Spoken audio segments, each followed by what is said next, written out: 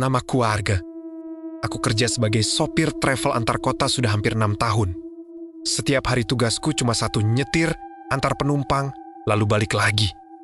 Kedengarannya sederhana, tapi buatku jalanan itu seperti rumah kedua. Aku hafal tikungan, tanjakan, lubang aspal, sampai warung kecil yang buka 24 jam di pinggir jalan. Dari sekian banyak jalur yang biasa aku lewati, ada satu jalur lama yang paling sering aku pilih. Jalur itu sebenarnya jarang dipakai kendaraan besar. Banyak sopir bilang jalurnya rawan, sepi, dan punya cerita nggak enak. Tapi justru itu alasan aku suka lewat situ. Lebih cepat, bensin lebih irit. Dan yang paling penting, hampir nggak pernah macet. Buat orang yang tiap hari dikejar waktu. Jalur sepi itu seperti jalan pintas menuju pulang. Malam itu, aku dapat jadwal terakhir. Penumpang sudah aku turunkan semua di kota tujuan. Tinggal aku sendiri di mobil, bersiap balik ke kota asal. Jam di dashboard menunjukkan pukul 12:30. Udara malam terasa berat, khas setelah hujan. Beberapa menit sebelumnya hujan deras mengguyur sepanjang perjalanan. Tapi sekarang sudah berhenti. Jalanan masih basah, memantulkan cahaya lampu mobil seperti cermin kusam. Kabut tipis mulai turun dari perbukitan di sisi kiri dan kanan jalan. Pelan tapi pasti, membuat jarak pandang semakin pendek. Radio mobil menyala pelan. Lagu-lagu lawas mengalun, suara penyanyinya terdengar serak dan jauh. Seolah datang dari ruangan kosong. Aku sengaja mengecilkan volume. Cukup buat nemenin, tapi nggak sampai bikin pikiran melayang. Jam segini, sedikit lengah saja bisa berbahaya. Mataku mulai terasa perih, tapi aku masih fokus. Tanganku menggenggam setir dengan santai. Kaki sesekali menginjak rem saat melewati jalan yang licin. Jalur lama itu banner sunyi malam itu. Nggak ada kendaraan lain, nggak ada motor. Bahkan rumah warga pun jarang terlihat. Hanya pepohonan tinggi yang berdiri di pinggir jalan. Daunnya basah dan sesekali bergoyang tertiup angin. Kadang ada suara ranting jatuh atau daun terseret angin. Bikin suasana makin hening. Aku sudah hampir sampai di batas kota tujuan. Tinggal beberapa kilometer lagi sebelum masuk area yang agak ramai. Di saat itulah aku melihatnya. Di pinggir jalan, tepat di bawah lampu jalan yang cahayanya berkedip-kedip, ada seseorang berdiri. Sosoknya perempuan. Dia berdiri menghadap jalan, tubuhnya sedikit membungkuk.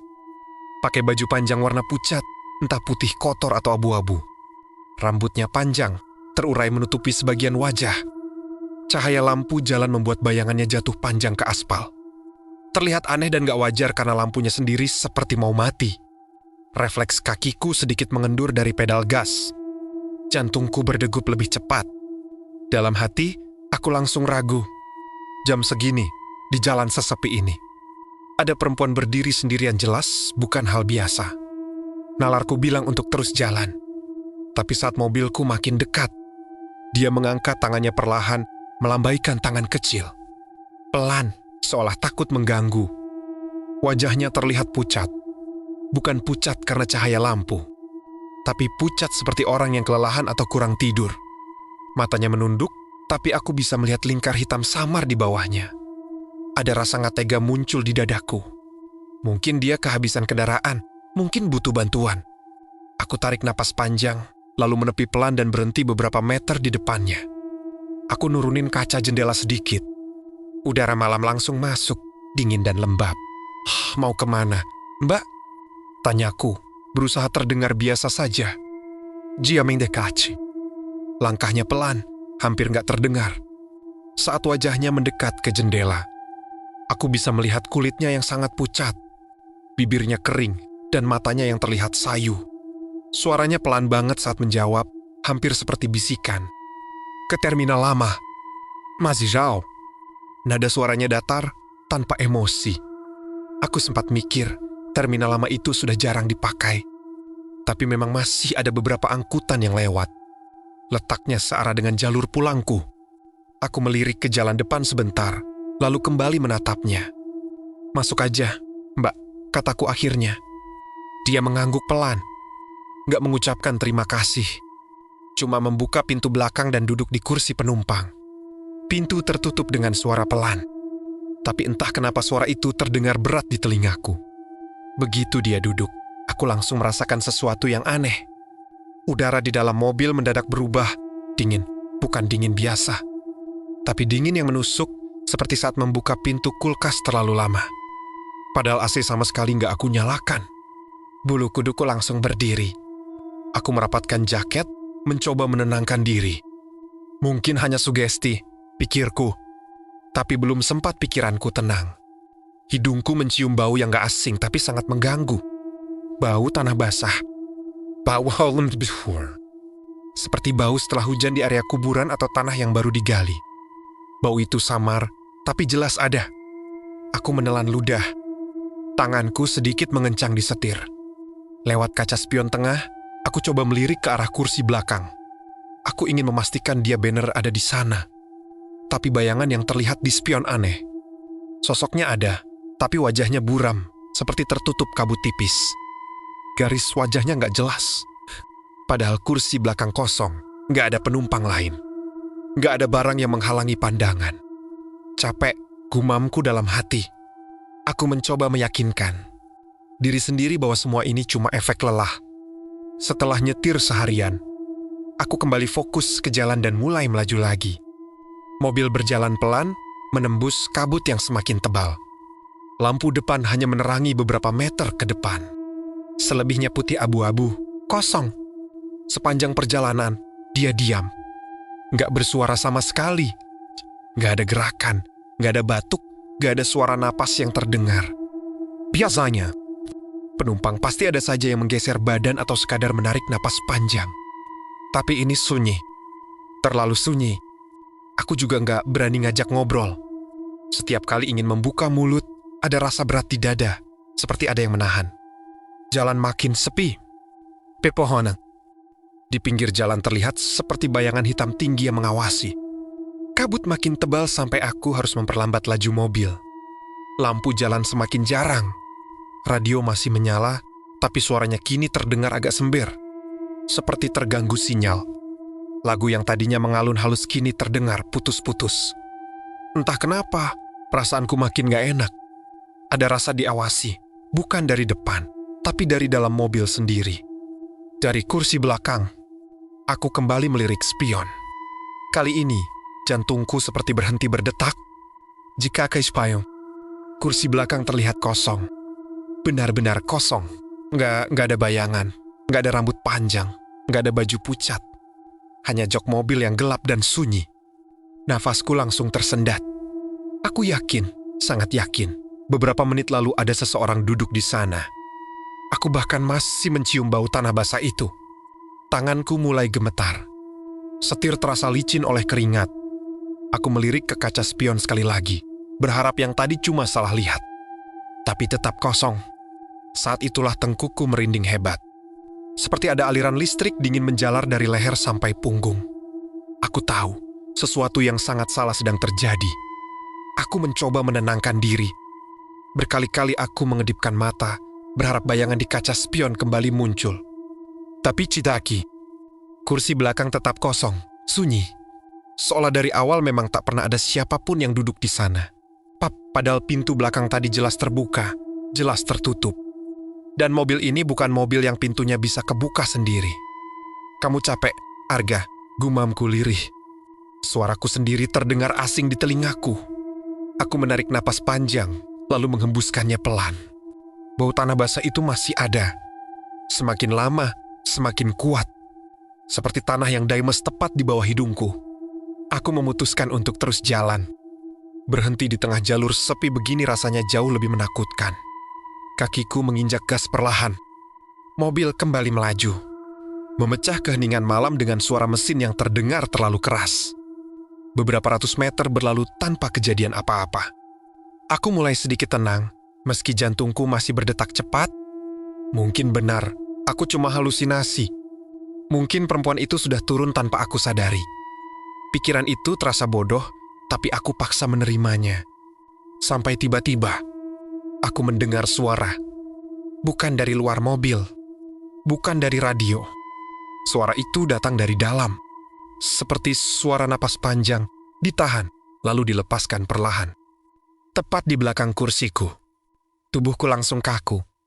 Tanganku mencengkeram setir kot-kot sampai buku jari terasa nyeri. Napas itu terdengar dingin, berat, dan terlalu dekat. Aku bisa merasakan hembusannya menyentuh leherku. Mas, suara itu berbisik pelan. Sangat pelan, tapi jelas.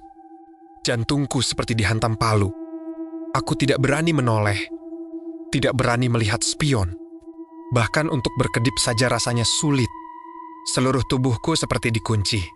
Iya, jawabku akhirnya, dengan suara yang nyaris tidak keluar. Kok jalannya makin sepi? Katanya lagi. Itu suara perempuan yang sama. Aku yakin. Nada bicaranya tetap datar, tapi sekarang terdengar lebih berat. Lebih dalam. Seolah bukan berasal dari tenggorokan manusia. Aku memberanikan diri melirik kaca spion, sedikit saja. Bayangan kursi belakang masih kosong. Tapi suara itu jelas berasal dari sana. Terminalnya. Masih jauh? Lengzucinya. Aku menelan ludah. Tenggorokanku kering. Enggak terlalu, jawabku sekenanya. Tiba-tiba aku merasa ada sesuatu yang berubah di dalam mobil. Udara semakin dingin, sampai napasku terlihat seperti uap tipis. Kaca jendela mulai berembun dari dalam, bukan dari luar. Bau tanah basah bercampur dengan aroma anyir yang samar. Seperti bau besi berkarat. Pelan-pelan, dari sudut mataku, aku melihat bayangan muncul di spion. Sedikit demi sedikit, seperti gambar yang sedang dimuat. Rambut panjang menjuntai. Bahu yang kurus. Kepala yang menunduk. Wajahnya mulai terlihat. Matanya hitam pekat. Bukan gelap karena cahaya, tapi benar-benar hitam, tanpa putih mata. Kulitnya pucat kebiruan, seperti orang yang terlalu lama terendam air. Bibirnya tersenyum, tapi senyumnya aneh. Terlalu lebar. Terbelah sampai mendekati pipi. Aku menjerit dalam hati. Kakiku refleks menginjak gas dalam-dalam. Mobil melesat kencang menembus kabut. Pohon-pohon di pinggir jalan seperti bergerak mendekat. Bayangannya memanjang dan berkelebat. Mas, pelan-pelan, katanya.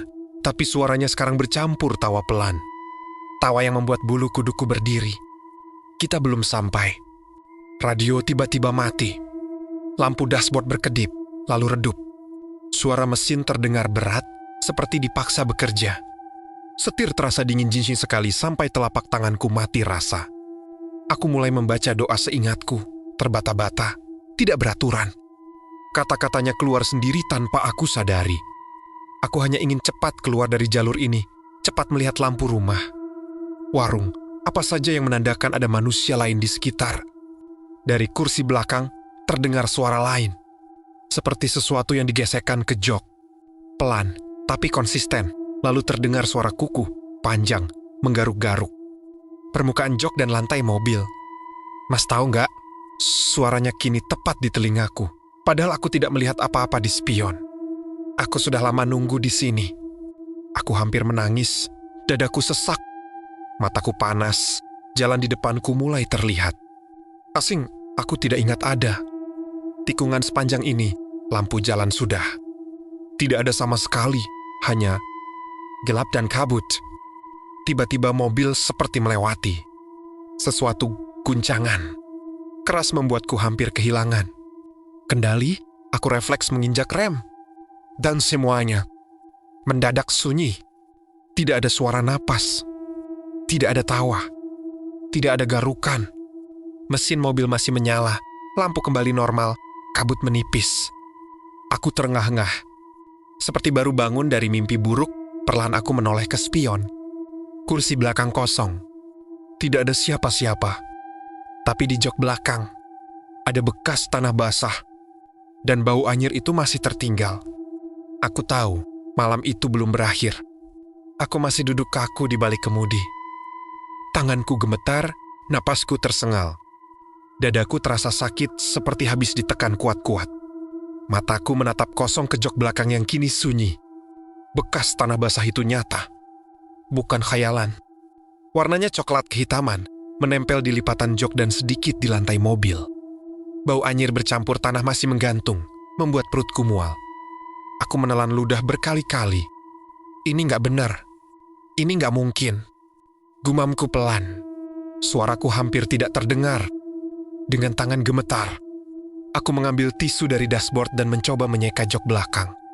Tapi begitu kusentuh, rasa dingin menusuk langsung menjalar ke jariku. Seperti menyentuh tanah yang baru digali tengah malam. Aku langsung menarik tanganku. Tidak sanggup melanjutkan. Aku memutuskan untuk pergi dari tempat itu. Sekarang juga. Kakiku menginjak gas. Mobil kembali melaju. Kali ini aku tidak peduli lagi soal cepat atau hemat bensin. Yang ada di kepalaku cuma satu, keluar dari jalur ini secepat mungkin. Beberapa menit berlalu. Jalan mulai terasa sedikit lebih familiar. Kabut perlahan menipis. Aku melihat tanda jalan yang kukenal. Pertanda bahwa aku sudah mendekati area luar kota. Nafasku mulai sedikit teratur, meski jantungku masih berdegup keras. Tiba-tiba, dari kaca spion samping, aku melihat bayangan bergerak. Refleks aku menoleh. Di pinggir jalan, dia berdiri lagi. Perempuan itu, di tempat yang berbeda, tapi dengan kondisi yang sama. Berdiri di bawah lampu jalan yang redup. Baju panjang pucat itu kini terlihat lebih kotor, penuh bercak tanah. Rambutnya basah, menempel di wajahnya. Kali ini dia tidak melambaikan tangan. Dia hanya berdiri, menatap mobilku yang melaju pelan. Matanya menatap lurus ke arahku. Aku menekan gas lebih dalam. Tidak berhenti. Tidak memperlambat.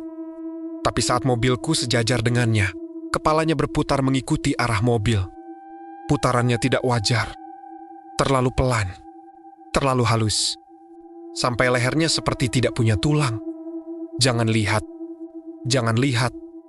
Bisikku panik. Begitu aku melewatinya, kaca mobil bagian belakang tiba-tiba berembun tebal. Dari balik embun itu, muncul bekas sentuhan tangan. 5 jari, panjang, tipis, seolah ada yang menempelkan. Telapak tangannya dari dalam. Aku menjadi. Kali ini suaraku keluar. Kakiku refleks menginjak gas sampai mentok. Mesin meraung. Mobil melesat tak terkendali. Mes. Suaranya muncul lagi. Bukan dari belakang, tapi dari dalam kepalaku. Aku belum sampai. Air mataku jatuh tanpa bisa kutahan. Aku membaca doa dengan suara berantakan. Kata-katanya meloncat-loncat, tidak beraturan. Pandanganku mulai kabur. Lampu di depan seperti memanjang dan bergoyang. Dan tiba-tiba, lampu terang menyilaukan muncul dari arah depan. Aku refleks mengerem keras. Mobil berhenti tepat di depan sebuah pos ronda kecil. Ada beberapa motor terparkir. Lampu neon menyala terang. 2 orang bapak-bapak berdiri sambil memegang senter. Mas, nggak apa-apa.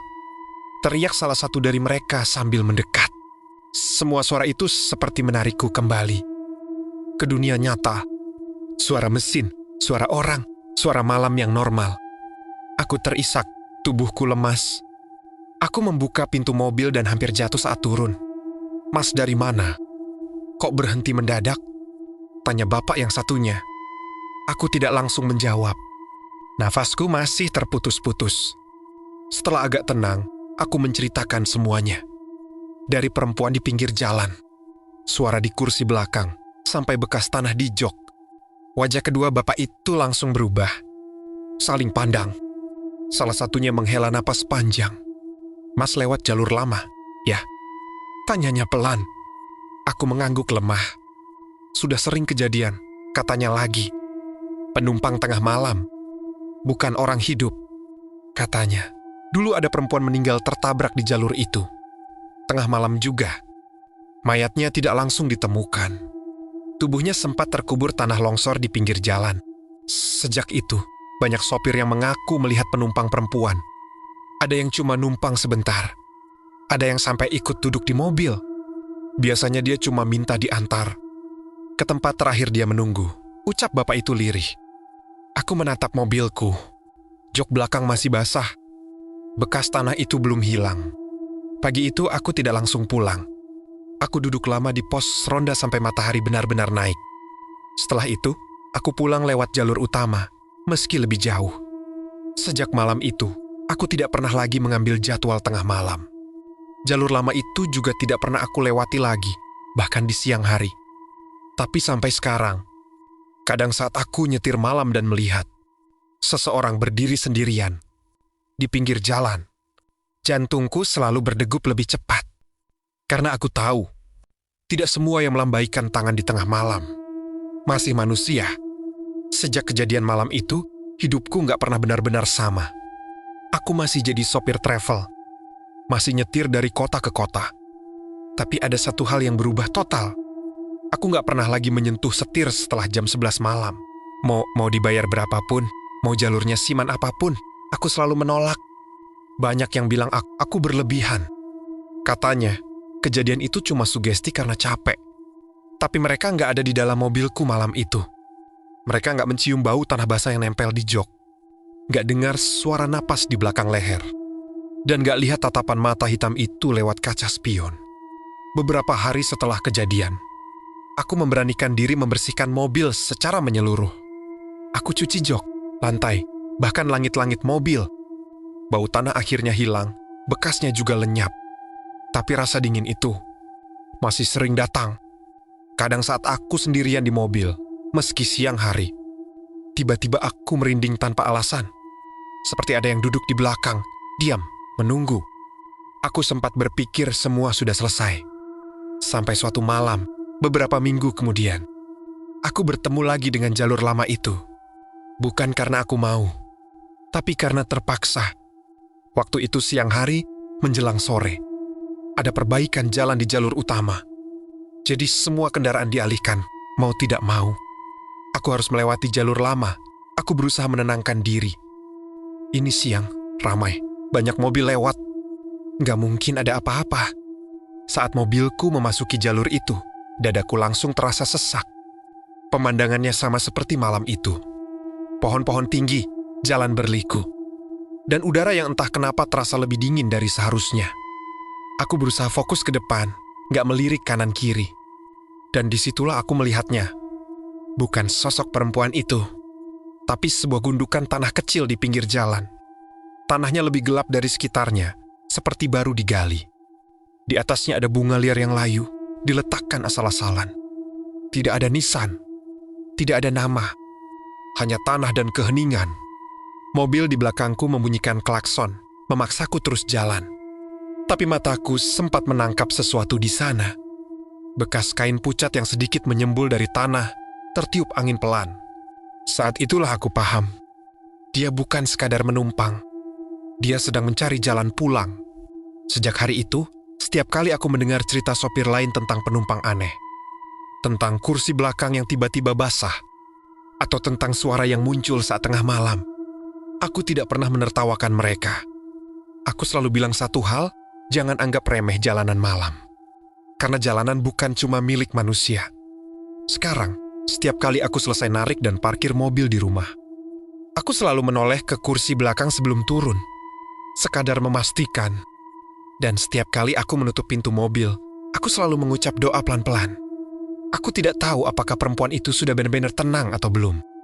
Tapi satu hal yang aku yakini, selama masih ada orang yang lewat sendirian di tengah malam, selama masih ada jalan sepi yang dilupakan, dia akan tetap berdiri di sana, menunggu.